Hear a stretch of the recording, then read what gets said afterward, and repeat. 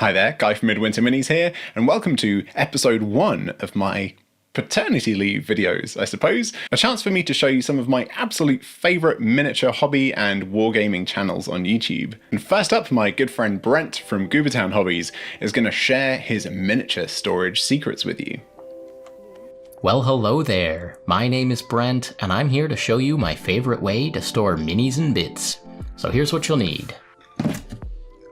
A clear plastic bin, and inside that, some large clear plastic bags, some smaller clear plastic bags, and some tiny clear plastic drug bags. These shelves behind me are where I keep most of my stuff. The clear plastic makes it pretty easy for me to see what's in each bin. This bin is for Tau, this one is for Orcs, and this one is for Sisters of Battle. This one has paint. Whenever I have opaque boxes, the labels always fall off, and I can never remember which one is for Goobertown Roulette and which one is dried plants for dioramas. I also like these boxes because they stack nicely. Okay, this is one of my Space Marine boxes, and I want to show you how this organization system really works. So first off, it's flexible. We've got room up top for instruction books and decals. I've got some sprues here, sprues of various sizes, and then I have the bags. So Tactical Marines all together, some Dark Angels bikers together.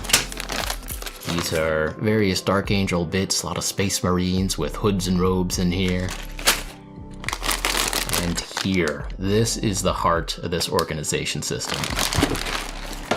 So what this is I think 3 sets of Primaris Intercessors in here, or the remains of those kits all taken off their sprue and organized. Let me show you. So I have some torsos and legs waiting for heads and arms.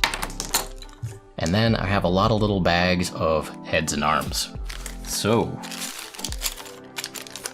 these little bags have the arms, the left arms and the right arms matched together when it matters. So if I need to keep certain bits together, I can do that very easily. These little bags all compress down, they fit nicely together and nicely into the bag. The bags provide organization and they provide a little bit of packaging and cushioning to keep everything actually kind of safe. Actually probably safer than if they were on the sprue. So in here I have, heads with helmets, I have heads without helmets, I have matched pairs of arms, I got backpacks, I've got shoulder pads, everything nicely sorted out, and it takes me just a second to find all of the bits of the type that I want. And then they all fit nicely into a really small space.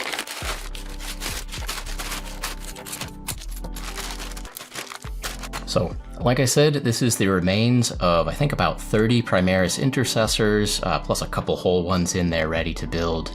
And they compress down really well. They fit into my organization system very nicely, and I feel confident that I know where everything is in here, and they're nice and safe. Now, this is the old way that I used to do things. I think that tackle boxes are cool. They've got all these little clear compartments in here. You can see where all the bits are. Everything is nice and organized. But this is also very space inefficient, and nothing's really protected from rattling around in there either. So I think what I want to do is real quick convert this, and this is 3 or 4 old biker models, into the bagged system, and I'll show you what a big difference it makes. Okay, so here we are. This is that same squad of bikers. It is way more compact. It has just as much organization of the bits going on in here, but it's shrunk way down. It's not as rattling around as much, and it is way easier to store this in one of these plastic bins than it is to store this old tackle box here.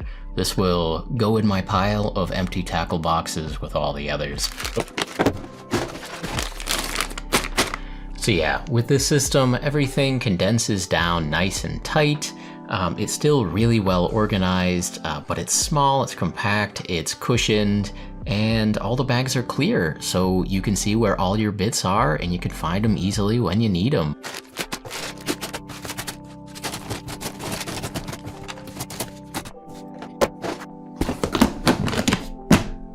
Well, there we go. This is how I store minis and bits. Thank you so much for that, Brent, although now I think I've got to go through all of my sprue boxes and get a bit more organised. Next up, Alex from 52 Miniatures is going to tell you all about his little white book. Hi, I'm Alex. What I'm doing in a wildly overgrown shrubbery, I don't really know, but I'd like to share with you my little white book. Well, yeah, the colour of the cover is actually totally irrelevant. It was on sale.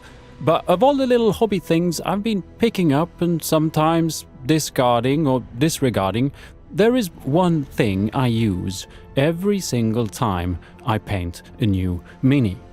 You guessed it, the little white book. I like paints a lot. There is an appeal visually, but mainly paints inspire me. I'm convinced that some of the stuff that we indulge in the hobby, beyond the mere tool or toy, can be viewed as items of inspiration. A pile of shame can be reviewed and be seen as a pile of inspiration.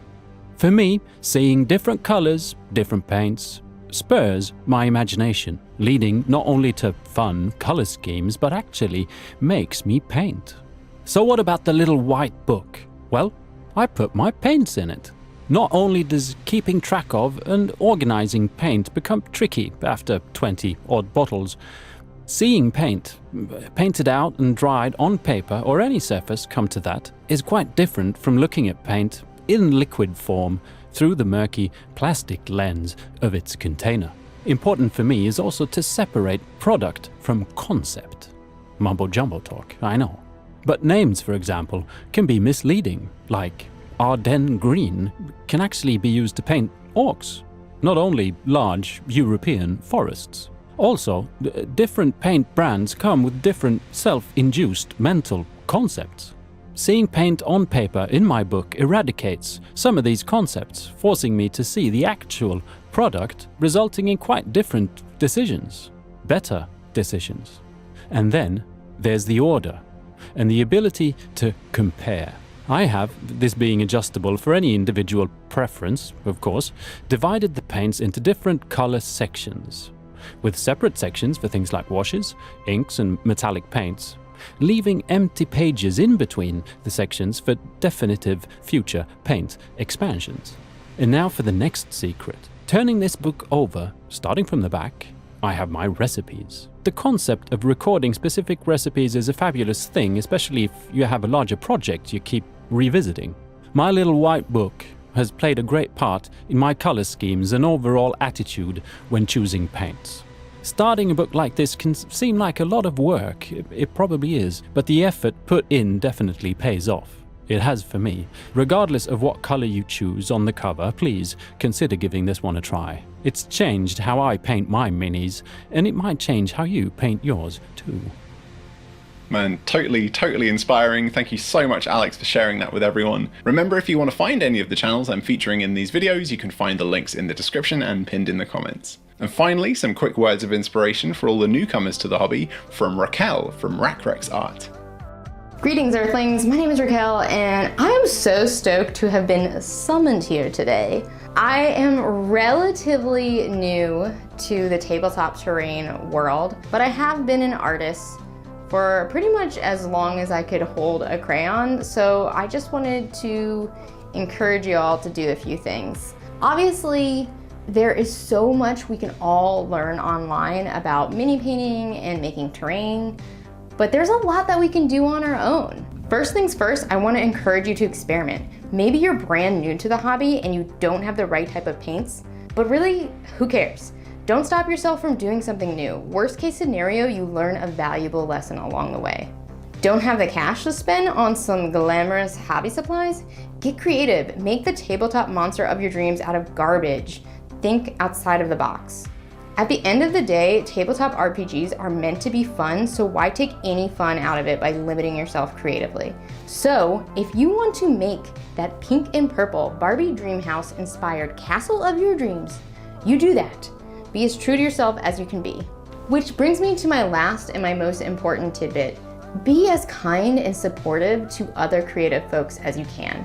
It is super scary to put yourself out there in a creative environment, but it's also so beneficial to get constructive feedback from your peers. So I think if we all do our part to just foster a really positive, encouraging hobby community, I think we'll all be better off and we'll all probably end up being better artists. Anyway, thanks for listening. Bye. Man, that is so nice. Thank you all so much for watching, and I really hope you've enjoyed these videos. Remember, if you want to find out more about the channels, you can find the links in the description, and I'll catch you next time. Bye for now.